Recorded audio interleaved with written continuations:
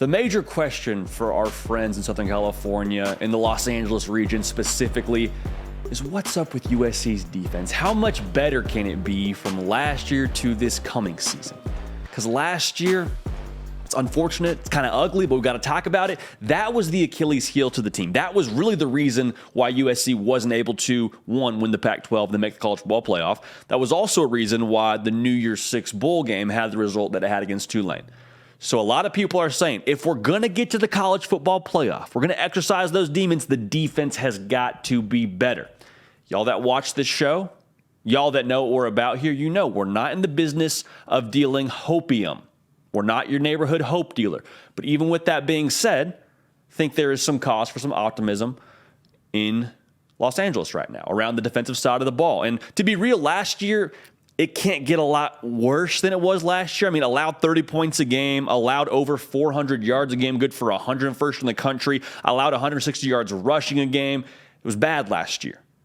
Now, I'll say this. They forced a lot of freaking turnovers to the USC defense. You always talk about turnovers sort of gingerly because you don't want to assume that you're going to get turnovers every single game. But, I mean, USC, I think they were somewhere in the range of averaging 2 takeaways a game. So that was the positive part. But USC fans, y'all know the defense has got to be better. The good news is I think it will be better. So we'll get to that in a second. But really quickly, make sure you're subscribed right here. We have had a ton of the good people, a part of the Trojan fan base, join us here in the last month or so. So welcome to the party. We're glad to have you here. We talk college football every single day. There's a video every single day about college football on this channel. Would encourage you to subscribe. Also follow me on Twitter. Follow me on Instagram at JDPakel. Great way for us to interact. So thank you for that. So I get the feeling when I look at this USC roster and how they've utilized the portal, I get the feeling that what they did on the offensive side of the ball a season ago, where they brought in Jordan Addison and Caleb Williams, and I mean, you can just go down the list of all the offensive pieces they got through the portal last year. I think they're doing that this year, or rather did that this year, on the defensive side of the ball. I mean, Bear Alexander, Anthony Lucas, we could keep going here with all the pieces they got on the defensive side of the ball, but it feels like that was the approach. What you did last year, you're now doing this year, but kind of having a focus on the defensive side. So one, great self-awareness by Lincoln Riley. But where I really want to focus on is those 2 players I just named, and specifically the defensive line unit. That gives me some encouragement if I'm USC. Because you upgrade personnel at the position group that really you're going to make your bet in defensively. Like, to be real with you, when the defensive line play is at a certain standard, it stems and / builds off of everything else within the defense. A lot of good things happen because of good defensive line play is what I'm trying to say. Look no further than the secondary. Defensive backs, you don't have to cover as long if the defensive line is wreaking havoc and getting to the quarterback. Take it a step further. There is more opportunities for more plays on the football to be made when that pressure from the defensive line gets to the quarterback and causes a poor decision or an awkward throw or whatever it ends up being, likely isn't going to be as accurate of a pass.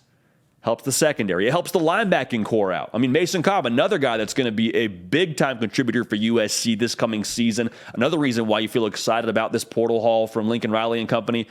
But his job is going to be easier, along with the rest of that linebacking group, because when you get a better push off the ball as a defensive line unit, like I expect Bear Alexander to do, like I expect Anthony Lucas to do, that makes the run fits easier. That makes your read easier. That hole becomes a lot more evident, and you're able to get a better point of attack if you're the linebacking core. You can swarm to the football more quickly. Having a solid defensive line unit makes everybody's job easier and is a much better jumping off point. We had Bear Alexander on this show, I want to say it was right around a couple of weeks ago. He was on the live show, so if you're not yet subscribed, another reason to do that, because we're live on Tuesday and Thursday. We have a good time in here. And Bear Alexander, we played his interview during the live show, and we asked him, like, hey, man, what are you bringing to USC? Just kind of teed it up for him and wanted to hear what he thought his skill set was and what he was going to add to this defensive unit. And he was straight up with us. He's like, listen, man, I can take over a game. I can be a game wrecker. And the thing about it is, I don't think Bear Alexander was just tooting his own horn. I think he was keeping it a buck with us. You look at Barrel Alexander, you look at Anthony Lucas, look at the talent those two guys have. I keep honing in on those two guys because you pair them now with Corey Foreman, and just the talent level, the size and the talent level, I think is worlds better than what you saw a year ago against Utah, against Tulane, heck, against Stanford early in the year. Even though USC fans took care of business that game, did your Trojans, but run game, the box score wasn't pretty. I think you're going to be much better on that side of the ball, and I think those two cats, paired with Corey Foreman, paired with Mason Cobb, is a big reason why you feel better about your defense in 2023. I'll also say this about the USC defense, and I think this is very, very important, and I think something that a lot of people are overlooking when it comes to USC in 23 as it pertains to the college football playoff hopes, the national title hopes. USC does not need to be elite defensively. Period. They do not need to keep teams under 20 points a game. If that happens, awesome. We'll take that all day long. But we all understand what USC has on the offensive side of the ball is probably going to score somewhere in the range of 40 points a game. Caleb Williams is probably one of the best, if not the best player in college football at the quarterback position for you. Your offense is going to be just fine. We all wholeheartedly agree with that. If USC can keep teams under 30 a game, keep them around 25 points a game, 22 points a game, that'd be really good. You go from having a D grade defense last year, if you can get up to like a B minus this year, I don't need an A plus. If we get an A plus, awesome, that's gravy. If we get like a B minus defense, we have a pretty decent shot to win the Pac-12, and we have a pretty decent shot to make the college football playoff. So for USC fans, we're not asking for the world here. The portal upgrades plus the, I think, physicality you add to the defensive line with those portal upgrades paired with this firepower you have on offense, like, it's all there right now. It's all there. I think you have a lot of the ingredients to get to where you want to go, whereas I don't know that you can necessarily say that with the same confidence and gusto that you can this coming year. And a lot of people are going to say this now. JD, that's great. That's awesome that the cupboard is better stocked in Los Angeles. Cool. Well, what about Alex Grinch? And this is where a lot of those folks in Norman will speak a little bit more loudly, speak a little bit more from experience about their time with Alex Grinch. And I want to be very careful how I say this, because Alex Grinch, Power 5 defensive coordinator, he's got that job at USC for a reason. So let's start there. But it cannot be overlooked. This is a critical year for Alex Grinch. This is a critical year for USC with Alex Grinch.